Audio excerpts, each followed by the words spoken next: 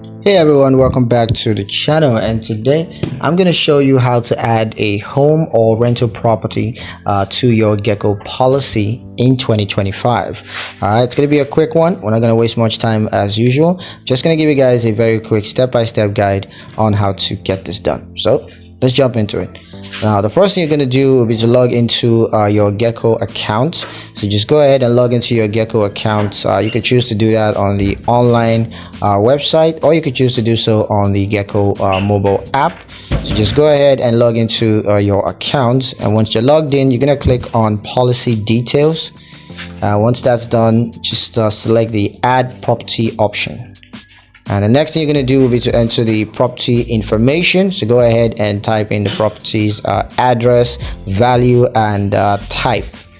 And after that, you're going to need to provide additional details about the property, including, of course, its age, size, as well as condition. And once you've done that, you're going to review and update your coverage options as required. Be sure to go through that properly. And once that's done, go ahead and confirm the changes to your policy. So yeah, that's pretty much it on how to add a home or rental property to your Geico policy in 2025. I hope you guys liked the video. Hope you found the information useful enough. If you did, like the video, comment down below, let me know what you thought. Share the video with your friends and subscribe to the channel if you haven't done so already. And I'll see you guys in the next one.